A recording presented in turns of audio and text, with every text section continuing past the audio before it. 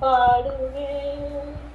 உயரங்கள் பாரினில் அடைந்தவரே, துன்பங்கள் தாங்கிட பலன் தாருவேன். உயரங்கள் பாரினில் அடைந்தவரே, துன்பங்கள் தாங்கிட பலன் தாருவேன். ஆரி எனக்கு வேறென்ன வேண்டும், உயிருள்ளவரை நீ பாட வேண்டும். ஆரி எனக்கு என்ன வேண்டும், உயிருள்ளவரை நீ பாட வேண்டும். உமது உங்களை நான் பாடுவேன். எனக்காய் தந்தவரே, என் உள்ளம் வழியாக ஏற்றிடுமே. அன்புகளுக்காய் தந்தவரே, என் உள்ளம் வழியாக ஏற்றிடுமே. எனக்கு உயிருள்ள ஓய்வின் புகழ் பாட வேண்டும். வேறென்ன வேண்டும், உயிருள்ள வரையின் புகழ் பாட வேண்டும்.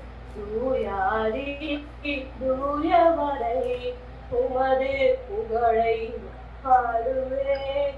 மரணமின் இடமுண்டு என்றவரே, பரிவகையை சேர்க்க வேகம் வாழ்வேன். பரலோகில் இடமுண்டு என்றவரே, பரிவகை என்னை சேர்க்க வேகம் வாழ்வேன். பாரி எனக்கு வேறென்ன வேண்டும், உயிருள்ள வரை நீ புகழ் பாட வேண்டும். பாரி எனக்கு வேறென்ன வேண்டும், உயிருள்ள வரை நீ புகழ் பாட வேண்டும். தூயாதி தூயவரை உமது புகழை பாடுவேன். தூயாதி தூயவரை உமது புகழை பாடுவேன். நன்றி நன்றி நன்றி சப்பா, நன்றி சப்பா, நன்றி சப்பா, நன்றி சப்பா. ஸ்தோத்திரம் ஸ்தோத்திரம் ஸ்தோத்திரம் ஸ்தோத்திரம். ஹல்லேலூயா ஹல்லேலூயா ஹல்லேலூயா ஹல்லேலூயா ஹல்லேலூயா ஹல்லேலூயா. நன்றி என்று சொல்லுகிறோம் நாதா, உம்மை நாவாலே துதிக்கிறோம் நாதா. நன்றி இயேசு ராஜா, நன்றி இயேசு ராஜா. கடந்த நாளை காத்தீரே நன்றி ராஜா, புதிய நாளை தந்தீரே நன்றி ராஜா. ஆமேன் தகப்பனே. ஓ தேவ ஆவியானவரே, இந்த ஒரு நல்ல ஒரு இரவு வேளையிலே உடைய வார்த்தையை கேட்கும்படியாக நாங்கள் கூடியிருக்கிறோம் தகப்பனே. இதோ எங்கே 2-3 பேர் என்னுடைய நாமத்தினால் கூடி இருக்கிறார்களோ அங்கே அவர்கள் மத்தியில் வருவேன் என்று சொன்ன வாக்குரைத்த வல்லமில்ல தகப்பனே, நீர் வெளிப்படுங்க தகப்பனே. நீரே காரியத்தை நடத்துங்க. சகல துதியும் கனமும் மகிமையும் உமக்கே செலுத்துகிறோம் தகப்பனே. ஓ ஹல்லேலூயா. கேட்டுக்கு போகிற வாசல் வழி விசாலமா இருக்கிறது, அதன் வழியாய் பிரவேசிக்கிறவர்கள் அநேகர். ஜீவனுக்கு போகிற வழியோ ஓ குறுகளும் நெடுகளுமாய் இருக்கிறது. ஓ அதன் வழியாய் பிரவேசிப்பவர்களும் அதை கண்டுபிடிப்பவர்களும் அதை சேர்ந்து வருவீர்களும் சிலராய் இருக்கிறார்கள் என்று வேத வசனம் மையாய் சொல்லி இருக்கிறது. தேவ ஆவியானவரே, ரத்தத்தை தெளிக்கிறேன் தகப்பனே. நீர் கொடுத்த நேரத்தை உமக்கே நாங்கள் இந்த கூடுகளை திரும்ப தருகிறோம் தகப்பனே. நீர் எங்களை மகிமைப்படுத்துங்க, நீர் எங்களை பலப்படுத்துங்க தகப்பனே. உலகத்தின் காரியங்களுக்கும் உலகத்தின் தடைகளுக்கும் உலகத்தின் சிந்தனைகளுக்கும் உலகத்தின் எச்சங்களுக்கும் உலகத்தின் மீறுதல்களுக்கும் நீர் எங்களை விலக்கி காத்துக்கொள்ளுங்க. இரத்த கோட்டைகளை மறைத்து காத்துக்கொள்ளுங்க தகப்பனே. பிதாவே, நீரே காரியத்தை நடத்துங்க. சகல துதியும் கனமும் மகிமையும் உமக்கே செலுத்துகிறோம். இயேசுவின் நாமத்தில் ஜெபங்களும் ஜீவனுள்ள எங்கள் பரம தகப்பனே. ஆமேன் ஆமேன் ஆமேன். இயேசு கிறிஸ்துவின் இனிதான் நாமத்தினாலே வந்திருக்கிற ஒவ்வொருவருக்கும் ஒரு வாழ்த்தை சொல்லிக் கொள்கிறேன். இந்த வாரத்தில் நம்ம தியானிக்க போகிற விஷயம் என்னன்னு கேட்டீங்க அப்படின்னா, ரொம்ப ஒரு தெளிவான ஒரு வார்த்தையை கர்த்தர் நம்மளோட இடைபெட போகிறார். ஹல்லேலூயா. வேதத்தில் அநேக காரியங்கள் சொல்லப்பட்டிருக்கு. கடந்த வாரங்கள் நம்ம கிரியைகளை குறித்து பார்த்தோம். அதில் இன்னும் அநேக புதை பொருள்கள் இருக்கு. இந்த வாரத்தில் நம்ம பார்க்க போகிற விஷயம் என்னன்னு கேட்டீங்க அப்படின்னா, இயேசு கிறிஸ்து யோவானுக்கு எழுதின புஸ்தகம் 7ஆம் அதிகாரத்தை நீங்க வாசிச்சு பார்த்தீங்கன்னா, யூதர்கள்ல 2 வகையான பிரிவுகள் உண்டு. இன்னைக்கு வேதத்தை வாசி பார்த்தீங்கன்னா, ஒன்று இந்த யூதர்கள் வந்து பரிசேயர்கள், இன்னொன்று சதுசேயர்கள். பரிசேயர்கள் யாருன்னு கேட்டிங்கன்னா, இவங்க பைபிளை நல்லா படிக்கிறவங்க, பைபிளை ஆராய்ச்சி செய்கிறவங்க, பைபிளில் என்ன சொல்லியிருக்கோ அதைத்தான் நாங்கள் ஃபாலோ பண்ணுவோம்னு சொல்லிட்டு ஒரு கட்டுக்கோப்பாக இருக்கக்கூடியவங்க. இன்னும் பெரிய விஷயம் கேட்டிங்கன்னா, இந்த பரிசேயர்களுக்கும் அந்த சதிசேயர்களுக்கும் நம்ம ஊரில் கேட்டிங்க அப்படின்னா ஜாதிகள் ரீதியாக பிழைக்கப்பட்ட மாணிக்கு இந்த பரிசேயர்களுக்கும் சதிசேயருக்கும் என்ன வித்தியாசம்னா, பரிசேயர்கள் என்ன பண்ணுறாங்கன்னா, செத்ததுக்கு அப்புறம் மனுஷன் அவனுடைய ஜீவன் வந்து என்னன்னா கொடுத்த தேவனிடத்துல உயிர் தெழுந்து போகும், அங்க நியாய தீர்ப்பு இருக்கு அப்படின்னு சொல்லக்கூடியவர்கள் பரிசேயர்கள். சதுசேயர்கள் என்ன சொல்றாங்கன்னு கேட்டீங்க அப்படின்னா, செத்தாச்சுன்னா அவ்வளவுதான், வாழ்க்கை முடிஞ்சிருச்சு, அதுக்கப்புறம் ஒண்ணுமே கிடையாது அப்படின்னு சொல்லக்கூடியவர்கள் சதுசேயர்கள். இந்த சதுசேயர்கள்னா கர்த்தருக்கு புறம்பானவர்கள். அவர்கள் வந்து எப்படின்னா வியாகியானம் பண்ண மாட்டாங்க, சண்டை போட மாட்டாங்க, அவ்வளவுதான், இதுக்கு போய் இடத்த பேசிட்டு போயிடுவாங்க. ஆனால் பரிசேயர்கள் என்ன பண்றாங்கன்னு கேட்டீங்கன்னா, இவர்களுக்குள்ள இருக்கிற ஆவிகள் கொஞ்சம் மோசமான ஆவிகள்.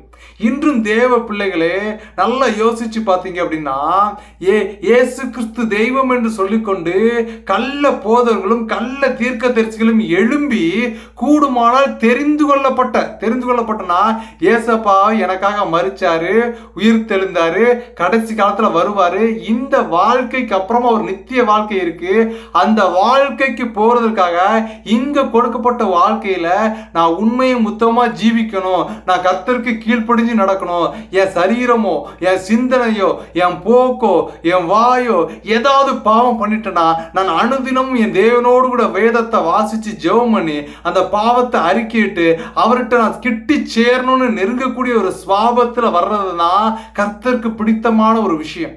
அதற்காகத்தான் இந்த உலகத்தில் வைக்கப்பட்டிருக்கிறோம். இந்த பரிசேயர்கள் என்ன பண்றாங்கன்னு கேட்டீங்க அப்படின்னா, இவர்கள் வந்து என்ன பண்ணா இந்த கள்ள போதவர்களை குறித்து பேசும்போது பரிசேயர்களும் அப்படிப்பட்ட ஆவியை கொண்டவர்களா இருந்தாங்க. அந்த ஆவி இன்னைக்கும் உலாவிட்டு இருக்கு. அவங்க என்ன பண்ணுவாங்க அப்படின்னா, ஒரு பெருமை, நான் தான் பெரியவன், சர்ச்சிலையும் சரி ஒரு விஷயத்துலையும் சரி ஒரு ஆர்கனைசேஷன் பண்ணால் நான் பெரிய ஆளு, நான் கர்த்தரோட டைரக்டா தொடர்பு இருக்கேன் அப்படின்னு ஒரு மாய்மாலம் பண்ணக்கூடியவர்கள். ஸ்தோத்திரம். இப்போ இந்த இடத்துல என்ன விஷயம் இல்லைன்னா, யோவான் 7ஆம் அதிகாரத்தை நீங்க வாசிச்சு பார்த்தீங்கன்னா, இயேசு கிறிஸ்து யோவான் 7:38 வாசிக்கிறேன் கேளுங்க. வேத வாக்கியம் சொல்லுகிறபடி என்னிடத்தில் விசுவாசமாய் இருக்கிறவன் எவனோ அவன் உள்ளத்திலிருந்து ஜீவ தண்ணீர் உள்ள நதிகள் ஓடும் என்றார். இயேசு கிறிஸ்து என்னன்னா, இந்த யூதர்கள் என்னன்னா ஒரு பண்டிகை கொண்டாடுவாங்க. நம்ம ஊரில் இந்த கோயில் கூட இந்துக்கள் கொண்டாடுறாங்க, கிறிஸ்டியன் அறுப்பின் கால பண்டிகைன்னு சொல்லிட்டு விதவிதமா பண்டிகை கொண்டாடுற மாணிக்கு அந்த காலகட்ட சூழ்நிலைகளையும் என்ன பண்டிகைக்குன்னா ஸ்தோத்திரம் யூதர்களுக்கான பஸ்கா பண்டிகை. அங்கே என்ன பண்ணுவோம், அந்த பண்டிகை கொண்டாட்டத்துக்கு இயேசு கிறிஸ்துவான அவங்க வீட்டில் உள்ளவங்க அந்த ஊரெல்லாம் இங்கே அற்புத அடையாளங்கள் செஞ்சுட்டு இருந்தால் பிரபலமாக மாட்டேன், நீ என்ன அந்த கூட்டத்துக்கு வா, நிறைய பேர் வருவாங்க, நீ அங்கே நிறைய பேர் குணமாக்கு, பேயை விரட்டு, பிசாசை விரட்டு, அப்போ உன் பேர் பிரஸ்தாவமாகும், நீ பெருமைப்படுவன்னு அட்வைஸ் சொல்லும்போது கர்த்தர் அதை வெறுத்தார். நான் வரல, நீங்கள் போங்க, நான் பெருமைப்படுறதுக்காக நான் வரல. இயேசு கிறிஸ்துவானவர் ஊழியங்களை கொடுக்கிறதும் தேவனுடைய வார்த்தையை பகிர்ந்து கொடுக்கிறதுக்கு தேவ பிள்ளைகளை தேர்ந்தெடுத்தது பெருமையா இருக்கிறதுக்காகவோ ஒரு உயர்த்தல் இருக்கிறதுக்காக கிடையாது. உலக மனுஷனிலிருந்து தேவ அன்பை பெற்றவர்கள் தேவனை போல ஒரு சுவாபம் உள்ளவர்களா ஜீவிக்க வேண்டும். அவருக்குள்ள கிரியை, தேவனுக்குள்ள கிரியை நமக்கு இருக்கணும்னு தான் கர்த்தர் தெளிவா சொல்கிறார். மத்தேயுக்கு எழுதின புஸ்தகம் 5ஆம் அதிகாரம் 16ஆம் வசனத்துல மலை பிரசங்கம், அந்த 5ஆம் அதிகாரத்தை இயேசு கிறிஸ்து வந்து மலை பிரசங்கத்தை பற்றி சொல்லியிருக்கிறார். மலை பிரசங்கத்தை குறித்து யார் நம்ம இந்தியாவில் போனா, இந்தியாவில் இருக்க காந்தி தாத்தா இருக்கார் பார்த்தீங்கன்னா, நம்ம இந்தியன் ரூபாய் நோட்டில் இருக்க காந்தி தாத்தா, அவருக்கு பிடிச்ச ஒரு விஷயம் என்னன்னா, அவர் பிடித்து விரும்பி படித்த ஒரு விஷயம் என்னன்னா இயேசு கிறிஸ்துடைய மலை பிரசங்கம். அந்த மலை பிரசங்கம் தான் அவரை போல என்னை மாற்ற செய்தது, இந்த அகிம்சையை தேர்ந்தெடுக்க செய்ததுன்னு சொல்லிட்டு தன்னுடைய சுய சரிதையில் அவர் குறிப்பிட்டதா நம்ம படிக்கிறோம். இப்போ இயேசு கிறிஸ்து அந்த மலை பிரசங்கத்துல சொல்லிட்டு வரும்போது மத்தேயு புஸ்தகம் 5ஆம் அதிகாரம் 16ஆம் வசனம் சொல்லுகிறது, இவ்விதமாய் மனுஷர் உங்கள் நற்கிரியைகளை கண்டு, யாரு நம்ம இயேசப்பாவை சொந்த ரட்சகராக ஏற்றுக்கிட்டோம்னா நம்மளை சுற்றி இருக்கிறவங்க எல்லாம் எப்படி அதை உணரணும். என் மனைவி இல்லைன்னா கணவனை பார்த்து மனைவி, மனைவியை பார்த்து கணவன் எப்படி அந்த இயேசு கிறிஸ்துவை கும்பிடுறதுக்கு ஒரு நற்சாட்சின்னு நம்முடைய நற்கிரியைகளை கண்டு. பரலோகத்தில் இருக்கிற உங்கள் பிதாவை மகிமைப்படுத்தும்படி உங்கள் வெளிச்சம் அவர்கள் முன்பாக பிரகாசிக்க கடவுது. ஏன்னா அந்த மனுஷர்கள் நம்ம ஏசப்பா உள்ள ஏத்துட்டோம்னா எதற்காக அவர்கள் முன்பு வெளிச்சம் பிரகாசிக்க கடவுதுன்னா, இயேசுவை போல ஜீவிக்க ஆரம்பிச்சிட்டோம், இயேசுவை போல பேச ஆரம்பிச்சிட்டோம்னா, நம்ம ஜெபிக்கிறோம், வேதம் வாசிச்சிட்டோம், நான் இன்னும் அந்த பழைய எரிச்சல்ல இருக்கிறேன், நான் இன்னும் அந்த கோபத்துல இருக்கிறேன், இன்னும் எனக்குள்ள அந்த அகங்காரம் இருக்குது, நான் இன்னும் அப்படித்தான் இருக்கிறேன்னு இருக்கிறோம்னா நம்ம கிட்ட வெளிச்சம் இல்லை, இருள் இருக்கிறது. வெளிச்சம் இருள் இருக்கிற இடத்துல ஒரு சின்ன வெளிச்சம் வந்ததுன்னா அந்த இருள்கள் ஓடி போயிடும். இருள்கள் எதை ஒரு ஒரு ஊமையா கர்த்தர் சொல்றா, இருள்கள் பிசாசுக்கு ஒரு ஊமையாகவும் வெளிச்சம் கர்த்தரை மகிமைப்படுத்துவதாகவும் சொல்லப்பட்டிருக்கிறது வேதத்துல. இந்த வெளிச்சம் வரும்போது இருள் ஓடி போயிடும். நீங்க ஏசப்பாவை உள்ள ஏத்துக்கிட்டது மாத்திரம் கிடையாது, அவருடைய நற்கிரியைகளை செய்ய ஆரம்பிக்கணும். அப்படி நற்கிரியைகளை செய்யறதுனால தான் நம்முடைய வெளிச்சம் அவர்கள் எதிர்த்தாப்புல இருக்கிற அந்நிய ஜாதிகள்னா அந்நிய மதத்தார்கள், இயேசு கிறிஸ்துவ சொந்த ரட்சகரை ஏற்றுக்கொள்ள விடாதவர்கள் என்ன பண்ணாலும் நம்முடைய வெளிச்சம் அவர்கள் முன்பதாக நம்ம செய்கிற கிரியை என்ன நம்ம போன வாரங்களில் பார்த்தோம். நன்மை செய்கிறது, உதவுகிறது, என்ற மட்டும் அன்பா இருக்கிறது, பழிக்கு பழி வாங்குகிற சுவாபத்தை விட்டு விடுகிறது, எரிச்சலின் சுவாபத்தை விட்டு விடுகிறது. ஒருவன் என்ன ஒரு கன்னத்தில் அறைந்தா நீ மறு கன்னத்தையும் காட்டு என்று இயேசு கிறிஸ்துவானவர் சொன்ன ஒரு கட்டளை கீழ்ப்படிந்து நடக்கிறது. இப்படிப்பட்ட காரியத்துல கர்த்தர் பிரியமா இருக்கிறார். அதுக்கு தான் அவர் சொல்றாரு, அவருடைய விசுவாசம் அவருடைய கிரியைகளெல்லாம் செய்யணும். விசுவாசம் என்பதோ நம்பப்படுகிற உறுதியும் காணப்படாதவையிலும் நிச்சயமா இருக்கிறது. நானும் இந்த ஜெப கூட்டத்துக்கு வரேன், ஜெபம் பண்றேன், எல்லாம் நடந்துருச்சு, ஆனாலும் எனக்குள்ள ஒரு தோய்மானம், எனக்குள்ள ஒரு வருத்தம், எனக்குள்ள ஒரு சமாதான குறைச்சல் இருக்குன்னு கேட்டீங்க அப்படின்னா, தேவ பிள்ளையே, அனுதினம் என்னை தேடிடுவாய், நான் அழித்திடும் பலனை பெற்றிடுவாய், அத்திமரம்போல் துளித்திடுவாய், அத்திமரம்போ துளிர்த்திடுவாய், நான் ஆசையாய் உன்ன கனி தருவாய், நான் உன்னை விட்டு விலகுவதில்லை. இயேசு கிறிஸ்துவானவர் சொல்லுகிறார், நம்முடைய பரம தகப்பன் சொல்லுகிறார், நான் உங்களை விட்டு விலகவே இல்லை, உங்களை நான் கைவிடுகிறதே இல்லை, நான் உங்களை திக்கற்றவர்களாக விடுவதே இல்லை. விசுவாசத்தினாலே நீதிமான் பிழைப்பான். விசுவாசிக்க கூடுமானால் மலையை பார்த்து பெயர்ந்து போய் என்றால் பெயர்ந்து போகும் என்று சொல்லி இருக்கிறது. விசுவாசத்தினாலே 100 வயதிலே பிறக்க கற்பம் செத்து போன சாரால் என்ன பண்ணா 100 வயசுல மலடியா இருக்கிறல, கற்பம் செத்து போயிருச்சு, ஸ்திரீகளுக்குள்ள வழிபாடு நின்று போயிருச்சு, குழந்தை பிறக்காது என்று சொல்லப்பட்ட ஒரு சூழ்நிலையை மாற்றுகிற தேவன் இயேசு கிறிஸ்துவானவர் 100 வயதிலே பிதா அவர்களுக்கு ஒரு குழந்தையை கொடுத்தார் என்றால் உங்களுக்கும் எனக்கும் அவர் கொடுப்பது அதிக நிச்சயம். விசுவாசித்துக்கொள், விசுவாசத்துல உறுதியாயிருது. அவன் சொன்னா, இவன் சொன்னா, இவங்க இப்படி ஆகாதுன்னு சொன்னாரு, அந்த டாக்டர் அப்படி ஆகாதுன்னு சொன்னே மனுஷனை சார்ந்து ஓடுகிறத விட்டுட்டு வெளியில வா. ஹல்லேலூயா, ஸ்தோத்திரம். விசுவாசத்தினாலே காணப்படாதவைகளை குறித்து தேவ எச்சரிப்பட்டு மோசே என்ன பண்றான்னு கேட்டீங்கன்னா, திரும்பியும் அவன் அந்த எகிப்துல ஒரு மனுஷனை கொன்னுட்டான். ஹல்லேலூயா, ஸ்தோத்திரம். கொன்னுட்டு என்ன பண்றான்னு கேட்டீங்க அப்படின்னா, ஹல்லேலூயா, கொன்னதுக்கு அப்புறமா தப்பிச்சு ஓடி போயிடறான்.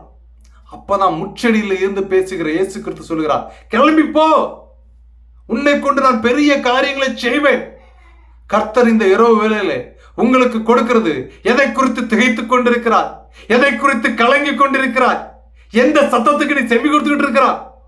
காலையில எந்திரிச்ச உடனே வேதத்துல எடுத்து முழிச்சு அதை வாசித்து தியானிச்சுட்டு உன் முழங்காலே முடக்கி, தேவனே நான் உம்மை முன்னிட்டு இந்த காரியத்திற்கு செல்கிறேன், நீர் எனக்காய் ஆயத்தப்படுத்தி இருக்கிறதை என் கண்கள் காணும், என் காதுகள் கேட்கும், என் செவிகள் உணரும், என் இருதயம் அதை ருசிக்கும், உம்முடைய அன்பினாலே நான் நிலைத்திருக்கிறேன் என்று ஒரு விசுவாசத்தோடு உன் காரியத்தை ஓட்டுவாயானால் உன் சந்ததியை கர்த்தர் ஆசீர்வதிப்பார். ஆகார ஒரு அடிமை பெண்ணு தான். ஹல்லேலூயா, குழந்தைய கூட்டிட்டு ஓடி போயிட்டா, சாகிற சூழ்நிலையிலையும் ஹல்லேலூயா, ஸ்தோத்திரம். ஆபிரகாம் அவளை அனுப்பிடும் போது இஸ்மவேலையும் நீர் நினைத்து கொள்ளும்னு அவன் இருதயத்தெல்லாம் என்னன்னா, என்னுன உடனே கர்த்தர் அவனுக்கு பதில் கொடுக்கிறார். உன் விண்ணப்பத்தை கேட்டேன், உன் கண்ணீரை கண்டேன், இதோ ஹல்லேலூயா ஹல்லேலூயா, அதன்படியே நான் ஆகச் செய்வேன் என்று வாக்குத்தத்தத்தை கொடுத்து அதற்கு சாட்சியாக இஸ்மவேல் சந்ததி இன்றும் ஜீவித்துக் கொண்டிருக்கிறது. கர்த்தர் சொன்னால் அதை செய்யாது இருப்பாரோ? அவர் சொன்னால், அவர் வாக்கு சொல்லிட்டு வாக்கு மாறுறதுக்கு மனுஷன் கிடையாது. மனுஷன் தான் என்ன பண்ணுவாங்க, உனக்கு சத்தியமா இதை பண்ணிடுறான். கணவன் மனைவிக்கு வாக்கு கொடுக்கிறான், சத்தியமா நாம இப்படி பண்ணிடுவோங்கிறான். கொஞ்ச நாள் போன உடனே திருமண காலங்கள் கழிஞ்சதுக்கு அப்புறமா வாயில பேச்சில மாற்றங்கள் ஏற்படுகிறது. மனைவி நான் உங்களுக்கு உண்மை முத்தமா இருப்பேங்கிறா. வாழ்வில மாற்றங்கள், சத்துருவின் பிடிகள்ல சிக்கி ஹல்லேலூயா அழைப்பை மறந்து விடுகிறார். ஹல்லேலூயா ஸ்தோத்திரம். தேவன் ஜெபிக்க தொடங்கும் போதே ஜெபத்திற்கு பதில் கொடுக்கிறவராயிருக்கிறார் தேவ பிள்ளைகளை. ஹல்லேலூயா. இப்ப இந்த வார்த்தைகளை கேட்ட உடனே அவன் இருதயத்துக்கு ஜீவ தண்ணீருள்ள நதிகள் ஓடும். இன்னைக்கு பணம் வச்சிருக்கிறான், காசு வச்சிருக்கிறான், கோடிக்கணக்கில் எல்லாம் வச்சிருக்கிறான், அவன்கிட்ட நிம்மதியும் சந்தோஷமும் இருக்கான்னு கேட்டீங்கன்னா there is a question mark. Some people are thinking, if I am going to earn a lot of money, I will live my life in the luxurious, I get more happiness in my life ன்னு நினைக்கிறான். நிறைய பணங்களை சம்பாதிச்சுட்டேன், நான் வீடு வாங்கிட்டேன், car வாங்கிட்டேன், எனக்கு தேவைகளுக்கு அதிகமாக எல்லாம் இருக்குன்னா அது எனக்கு சமாதானத்தை கொடுக்குன்னு நினைக்கிறான். ஆனா அது அவனுக்கு ஒரு விரக்தியைத்தான் கொடுக்கிறது. ஹல்லேலூயா ஸ்தோத்திரம். இயேசு கிறிஸ்துவை நம்பி நீங்கள் வந்திருப்பீர்களானால், இயேசுவை பற்றி கொண்டிருப்பீர்கள், உங்கள் இருதயத்திற்குள்ளாக ஜீவ நதிகள் ஓடும். இந்த ஜீவ நதியின் அனுபவத்தை பெற்றுக்கொள்ளும்படியாகவே நம்ம இந்த கூடைக்கு வந்திருக்கிறோம். இந்த வார்த்தைகளை கேட்ட உடனே ஹல்லேலூயா அங்க இருக்கிற ஜனங்கள் எல்லாமே என்ன சொல்றாங்கன்னா, யோவான் 7:40-41 சொல்லுது, ஜனங்களில் அநேகர் இந்த வசனத்தை கேட்டபோது மெய்யாகவே இவர் தீர்க்கதரிசியானவர்கள் என்றார். அவருடைய வார்த்தை ஊனையும் உருகியும் உருவ குத்துகிறதாயும் வேற இருக்கிறதாயும் இருந்துச்சு. இயேசு கிறிஸ்துவினுடைய சத்தத்தை கேட்டவர்கள் அநேகர் அவருக்கு சீடராய் மாறினார்கள். தெரிந்து கொள்ளப்பட்டவர்கள் அநேகர், ஆனால் அவர்களை பின்பற்றவர்களும் சிலர் தான். ஸ்தோத்திரம். இன்னொரு குரூப் சொல்லுது யோவான் 7:41 வேறு சிலர் இவர் கிறிஸ்து என்றார்கள். வேறு சிலர் என்ன சொல்றாங்கன்னா, கிறிஸ்து கலிலேயிலிருந்தா வருவாருங்கிறாங்க. இந்த வேறு சிலர் ரெண்டாவது ஒருத்தவங்க வராங்க பாத்தீங்களா, அவர்கள் தான் பரிசேயர்கள். இவர்கள் என்ன பண்றாங்கன்னா, அவர்களின் ஆவிகளை பெற்ற, அந்த பிசாசின் ஆவிகளை பெற்ற மனுஷர்கள் இன்று வரையிலும் இந்த உலகத்துக்குள்ள சுத்திக்கிட்டே இருக்கிறான்.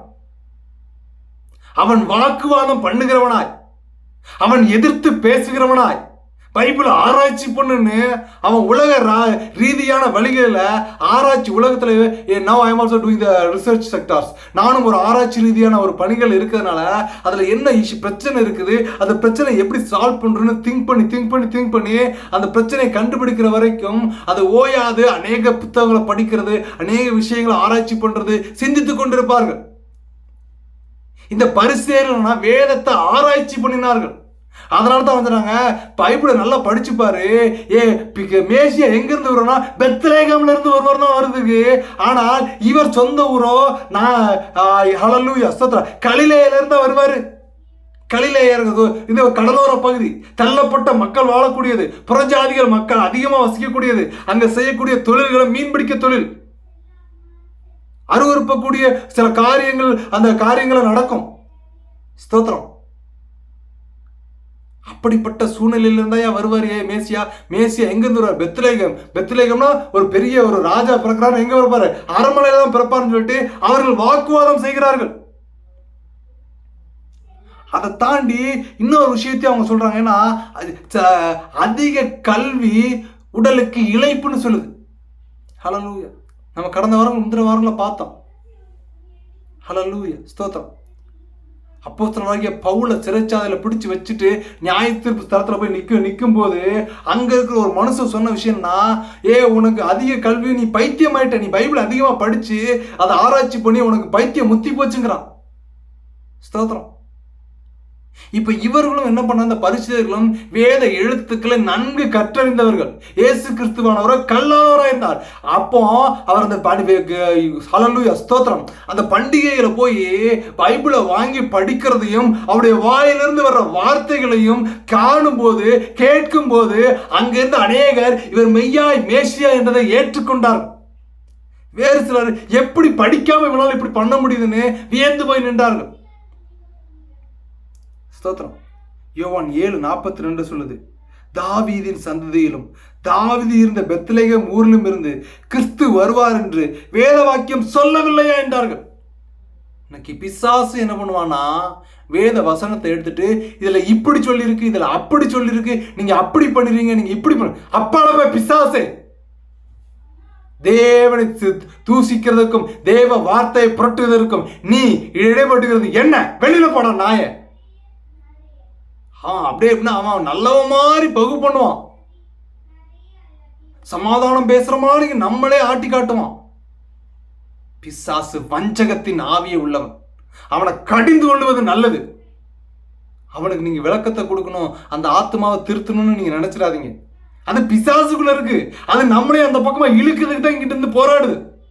ஸ்தோத்திரம். இவர்கள் என்ன பண்ணாங்கன்னா, பெத்லகேம் எல்லாம் புறப்பாடுன்னு போட்டிருக்கு, கலிலேயாவா இருந்தாரு. மத்தேயு, மார்க்கு, லூக்காவில் யோசிச்சு பார்த்தீங்கன்னா, அவர் பெத்லகேம் என்னும் ஊரிலே பிறந்து, ஸ்தோத்திரம், சத்திரத்தில், அதாவது குழந்தை பிறந்து தங்கக்கூடிய இடத்துல இடம் இல்லாதனால அவரை எங்க வச்சிருந்தாங்கன்னு போட்டிருக்கும். துணிகளில் முன்னிலையை சுற்றி கிடத்தி இருக்க காண்பீர்கள். ஸ்தோத்திரம். ஏழை மனு உருவை எடுத்தார். ஸ்தோத்திரம். ஒரு நல்ல அருமையான பாடல். நீங்க தனிமையா இருக்கும் அந்த பாடலை கேளுங்க. அவர் அண்டை நீ வாராயா. அவர் பணக்காரனாய் வரவில்லை, ஏழை உருவமாய் தன்னுடைய சுய மகிமையை விட்டுட்டு ஒரு அற்பமான ஒரு வாழ்க்கையை தேர்ந்தெடுத்து வந்தார். உலகத்தின் காரியத்திலிருந்து, உலகத்தின் நடைமுறைகளிலிருந்து, உலகத்தின் பேச்சு வார்த்தைகளிலிருந்து அவர் வேறு பிரித்து ஒரு அருமையான வாழ்க்கையை வாழ்ந்து காட்டி போனார். உலகத்துக்கு ஒத்த வேஷம் தரியாதிருங்கள். ஸ்தோத்திரம். இப்ப இந்த விஷயத்தை கேட்ட உடனே ஜனங்களுக்கு ரெண்டு பிரிவினை வந்துருச்சு. ஒருத்தங்க இவர் கிறிஸ்துங்கிறாங்க, இன்னொருத்தங்க இல்ல கிறிஸ்து வந்து கலிலேயில இருந்து வர மாட்டார், பெத்லகேம்ல இருந்து வருவார், மேசியா வரும்னு போட்டுருக்குன்னு சொல்லிட்டு ஒரு ஆர்குமெண்ட் போகுது. ஸ்தோத்திரம். இப்ப அந்த பரிசேயர் என்ன பண்றாங்கன்னா, அவரை கைது பண்ணி எப்படியாவது கொண்டு வரணும்னு பிளான்ல ஒரு மைண்ட் செட்டோட வராங்க. மைண்ட் செட்டோட வந்துதான் சில சேவர்கள், சோல்ஜர்ஸ், போர் சேவரை என்ன பண்றாங்கன்னா அனுப்பி விடுறாங்க. எதுக்காக அனுப்பி விடுறாங்கன்னா, இயேசு கிறிஸ்துவ போய் பண்டிகையில இருந்து பிடிச்சு கொண்டு வந்துருங்க, அவனை நம்ம காலி பண்ணிடுறோம், இப்படியே போச்சுன்னா அவன் பக்கம் நிறைய பேர் போக ஆரம்பிச்சிட்டாங்க அப்படின்னு சொல்லிட்டு அவருக்கு மரியாதையும் கொடுக்கல, அவருக்கு கனத்தையும் கொடுக்கல. அவன் இவன் அப்படி இப்படி சொல்லிட்டு பேசி அனுப்பி விடுறாங்க. ஒரு சேவர்களை, பரிசேயர்களுக்கு ஒரு கூட்டம் அனுப்பி விடுது. ஸ்தோத்திரம். இப்போ யோவானுக்கு எழுதின புஸ்தகம் 7:45-46 வாசிக்கிற பாருங்க. பின்பு அந்த போர் சேவகர், ஸ்தோத்திரம், பின்பு அந்த சேவகர் பிரதான ஆசாரியரிடத்திற்கும் பரிசேயரிடத்திற்கும் திரும்பி வந்தார்கள். இவர்கள் அவர்களை நோக்கி, யாரு?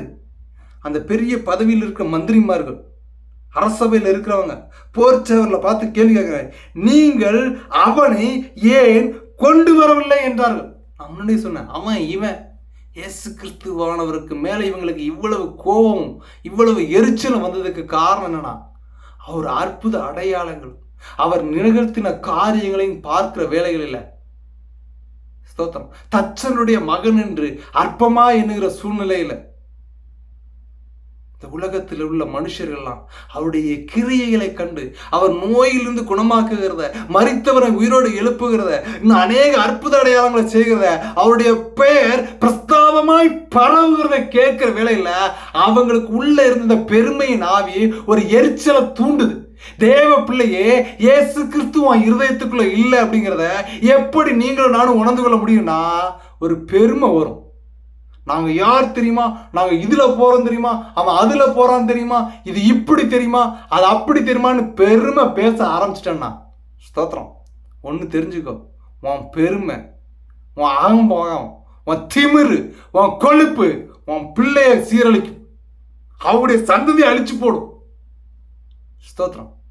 ஒருவேளை உன் பிள்ளை தேவ சந்நிதிக்கு வந்தானா தேவன் அவர்களை காப்பாற்றிக் கொள்ளுவார், இக்கட்டிலிருந்து விடுதலை கொடுப்பார்.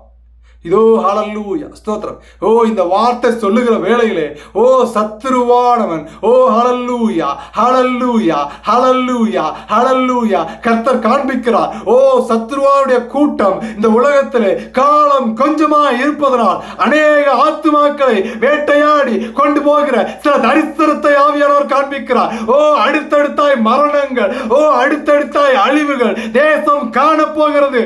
ஓ, மரண கூக்குரல்கள் இந்த உலகம் கேட்க போகிற காலம் சமீபித்து வந்துவிட்டது. இதோ வாசல் அண்டையில நின்று, திறப்புல நின்று, உனக்காகவும் உன் சந்ததிக்காகவும் உன் பெற்றோருக்காகவும் உன் உற்றாருக்காகவும் ஓ ஹல்லேலூயா ஜெபித்துக்கொள். ஹல்லேலூயா, ஸ்தோத்திரம். அவன் காலம் சமீபமாக இருக்கிறதுனால் யாரும் இயேசு கிறிஸ்துவண்டை வந்துடக்கூடாது, ஏசப்பாவை ரட்சகராக ஏற்றுக்கொள்ளாதுன்னு அடுத்தடுத்து அநேக மரண கட்டுகளை அவன் கண்ணிகளை வைக்கிறான். அநேக ஆவிகள் ஓ திருந்துவதற்கு முன்பதாக மறிக்கிற சூழ்நிலைகளை ஆவியானவர் காண்பிக்கிறார். ஜெபித்துக்கொள் தேவ பிள்ளை. ஹல்லேலூயா, ஸ்தோத்திரம். இப்போ இந்த போர் சேவைகிட்ட பார்த்த உடனே நம்ம சொல்லுவோம், இயேசு கிறிஸ்து என்னுடைய ரட்சகர், அவர் பிதாவின் குமாரனா இருக்கிறார், என்னுடைய பாவங்களுக்காக மரித்து உயிரெழுத்தார்னு நம்ம விசுவாசித்து இன்று ஏற்றுக்கொண்டோம்.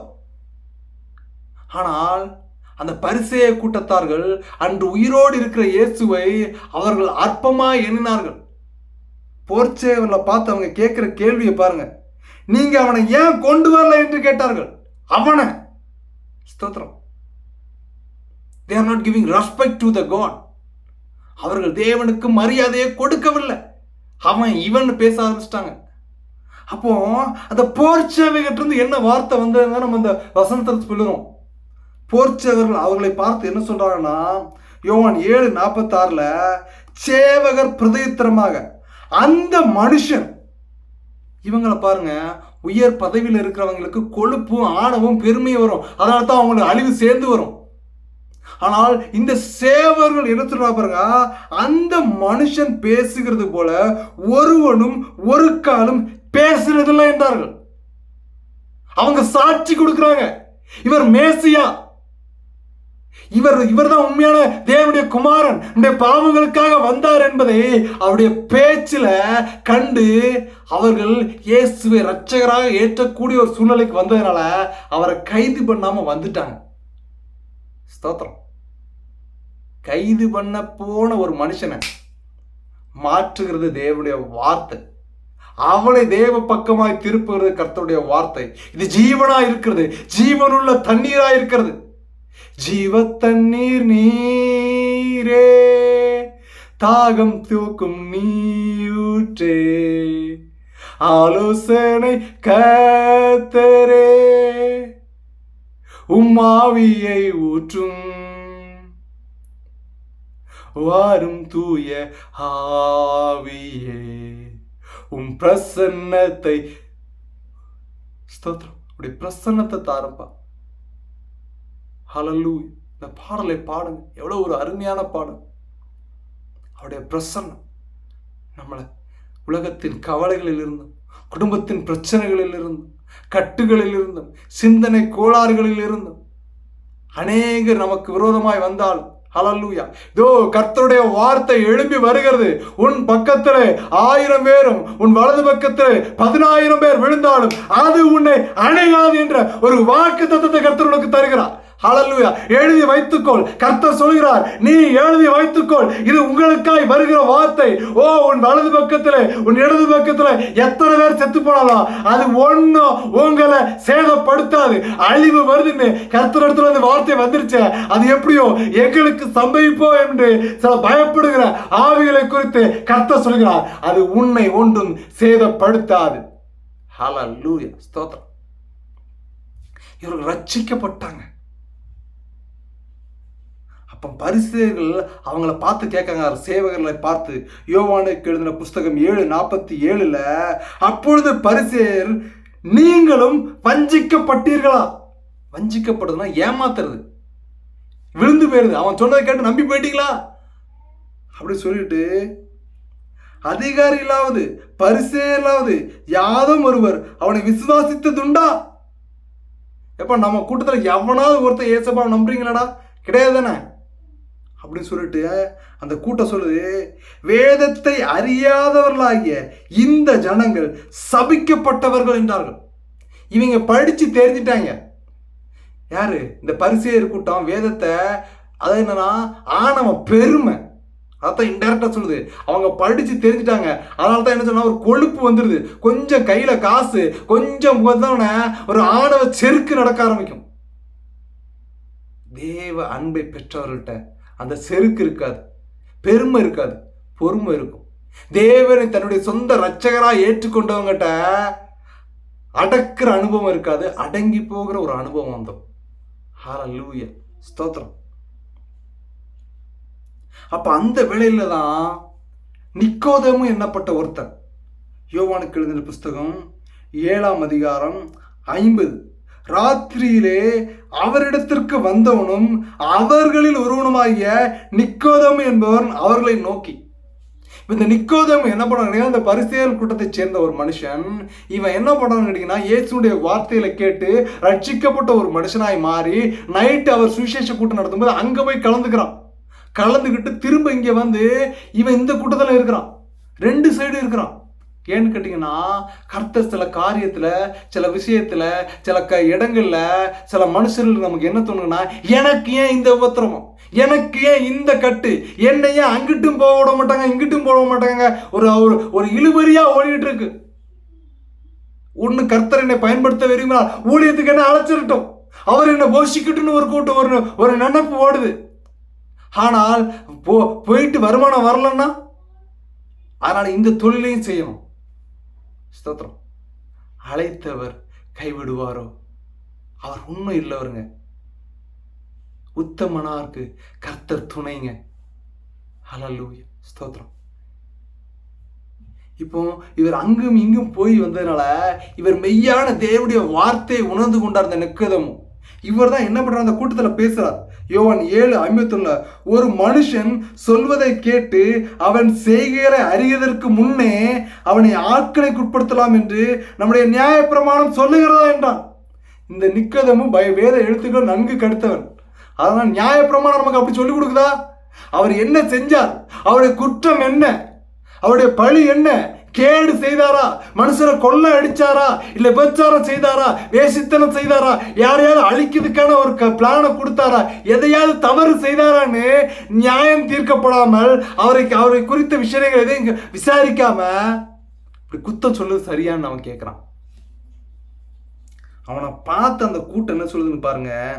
யோவான் 7:52, அதற்கு அவர்கள், நீரும் கலிலேயனா? ஹல்லேலூயா, ஸ்தோத்திரம். நம்ம ஏசப்பாவை வாசிக்க ஆரம்பிச்சிட்டோம், ஜெபம் பண்ண ஆரம்பிச்சிட்டோம்னா என்ன நடக்கும்னு கேட்டீங்கன்னா, நீ ஏசப்பாவை ஏத்துட்ட, உனக்கு என்னப்பா, என்னமா அவங்கள நம்ம ஏத்துக்க வேண்டாம்னு சொன்ன மாணிக்கு, எப்பா நீயும் வாப்பா, நாங்கள் பெற்ற அந்த அனுபவம், நாங்கள் பெற்ற அந்த சந்தோஷம், நாங்கள் அனுபவிக்கிற அந்த ஒரு நித்திய இன்பத்துல நீங்களும் பெற்றுக்கொள்ள முடியாது, நீங்க வர்றதுக்கு தான் நாங்கள் அழைக்கிறோம். ஸ்தோத்திரம்.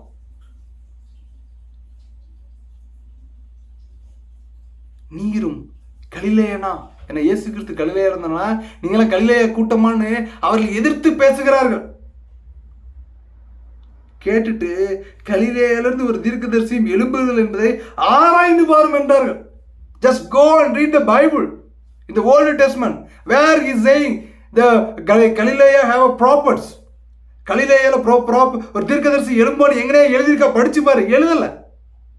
அப்போ எப்படி நீ இவர் கர்த்தன் சொல்றன்னு சொல்லிட்டு வியாக்கியானம் பண்றாங்க. அந்த வியாக்கியானத்தின் ஆவி இன்றும் உலாவி கொண்டு இருக்கு. இவங்க எங்கேயாவது ஒரு இடத்துல போய் ஒரு விஷயத்தை மேய்ஞ்சிட்டு அதை அப்படியே கொண்டு வந்து போராடுகிறது. ஏன்னா வசனம் நம்ம அதுக்கு தான் இயேசு கிறிஸ்துவான தன்னுடைய அனுபவபூர்வமான ஒரு வாழ்க்கையை நமக்கு வேதமாக கொடுத்துருக்கிற புதிய ஏற்பாட்டில். இயேசு கிறிஸ்து, நான் அடிக்கடி சொல்கிற விஷயம்னா, இயேசு கிறிஸ்துட்டே பிசாசு என்ன சொல்கிறோன்னா, 40 நாள் பசியான முடிச்சதுக்கப்புறம் இந்த கல்லுகள் அப்பங்களாக்கி சாப்பிடும். It's look like a best advice. அவர் 40 நாள் சாப்பிடல. நமக்கு ஒரு நாள் சாப்பிட்றனாலே கண்ணு கட்டுது, தலை சுற்றுது, வயசாயிருச்சு, ஃபாஸ்டிங் இருக்க முடியல. ஒரு நேரம் இருக்கிறதே ஒரு பெரிய விஷயமா இருக்குது. அவர் 40 நாள் உண்ணாமலும் உறங்காமலும் அவர் சுற்றி திரிந்து வந்து ஜபத்தோடு இருக்கிற சூழ்நிலையில 40 நாள் முடிந்தவன பிசாசு வந்து என்ன சொன்னா, இந்த கல்லை அப்பமாக்கி சாப்பிடும். It's going to give some kind of strength for your body. இதை சாப்பிட்டு இந்த கல்லை அப்பமாக்கி சாப்பிடும்னு வேத வசனம் சொல்லுது இல்ல. அப்படித்தான் இயேசு கிறிஸ்துவானவர்கிட்டே அவன் பிசாசு பைபிளை படிச்சு வச்சுட்டு போய் சண்டையை போடுறான்னா, நம்ம ஒரு நாளைக்கு 1/2 மணி நேரம் வாசிக்கிறதே பெரிய விஷயம். 10 நிமிஷம் ஜெபம் பண்றதே பெரிய போராட்டமா தான் ஓடிட்டு இருக்கு நிறைய வீட்டில். ஸ்தோத்திரம். சூழ்நிலையை பாருங்க. அப்ப நம்மளோட அவன் போராடுவது எவ்வளவு பயங்கரமா இருக்கும். ஜாக்கிரதையா இருந்து கொள்ளணும். ஸ்தோத்திரம். அந்த மனுஷன் பேசுகிறது போல ஒருவனும் ஒரு காலம் பேசினதில்லை என்றார்கள். இயேசு கிறிஸ்து பேசினது போல வேற யாருமே பேசினது இல்லைங்க இன்று வரை. If they are preachers, they are pastors, whoever it is, எந்த மனுஷனாக இருந்தாலும் அவரை போல ஒரு வார்த்தையை இதுவரைக்கும் அவர் சொன்ன வார்த்தையை எடுத்து நாங்கள் பேசுகிறோமே தவிர அவரை போல பேசுகிறது யாருமே இல்லை. திக்கற்ற பிள்ளைகளுக்கு சகாயர் அவர். ஏற்ற வேளையில ஒத்தாசை கொடுக்கிறவரும் அவர். கைகளை உயர்த்துகிறவரும் அவர். இக்கட்டிலிருந்து விடுதலை கொடுக்கிறவரும் அவர். முடியாத காரியங்களை முடியச் செய்கிறவரும் அவர். ஸ்தோத்திரம். காலம் சமீபமானதால் நேரத்தை பிரயோஜனப்படுத்திக் கொள்ளுங்கள். ஜெபம் முடிக்க போகிறோம். Praise the Lord. மிஸ்டர் ரெஸ்டன் ஜெபம் பண்ணலாமாப்பா? படிக்கலாம். ஓகே. ஹல்லேலூயா. சர்வ வல்லமையுள்ள தேவனே, தேவ வேலைக்காக நன்றி செலுத்துறோம். ஆண்டவரே, இந்த நாள் வரைக்கும் நீங்க எங்களை நடத்தி வந்திருக்கீங்க, எங்களுக்கு ஜீவனை கொடுத்துருக்கீங்க, அதுக்காக நன்றிப்பா. உங்களுடைய கிருபையினால எங்களை நடத்தி வரீங்க. அதுக்கு நாங்க பாத்துருவாங்களா இல்லாம இருந்தாலும் நீங்க எங்களை அன்பு செய்றீங்கப்பா, அதுக்காக நன்றி. ஆண்டவரே, நாங்க இன்னும் வயசுப்பா அறிந்து கொள்ள எங்களுக்கு உதவி செய்யுங்க. எங்களோட ஆவின் கண்களை திறங்க, நாங்க இன்னும் ஆவியில பலப்பட எங்களுக்கு உதவி செய்யுங்கப்பா. இதோ ஆண்டவரே, உலக தேவைகளை நம்பியும் உலக பிரகாரமான காரியங்களையும் நம்ம சூழ்ந்து போனாலும் ஆண்டவரே, எங்களோட முக்கியமான நோக்கமே உமக்காக ஓட வேண்டியதுதான். ஆண்டவரே, அதை நாங்கள் உணர்ந்து கொள்ள எங்களுக்கு உதவி செய்யுங்க. ஆவியில பலப்பட எங்களுக்கு உதவி செய்யுங்க. ஆவின் வரங்களை நாங்கள் பெற்றுக்கொள்ள எங்களை தகுதிப்படுத்தணும்ப்பா. ஆவின் கனிகளின்படி வாழ எங்களுக்கு உதவி செய்யுங்க. உண்மை போல வாழ எங்களுக்கு உதவி செய்யுங்க. இதோ ஆண்டவரே, இந்த மனுஷன் பேசுனது போல யாரும் இது வரைக்கும் பேசுனதுலன்னு சொல்றாங்க. ஆண்டவரே, என்னை காட்டிலும் பெரிய காரியங்களை நீங்க செய்வீங்க அப்படின்னு நீங்க சொல்லியிருக்கீங்கப்பா.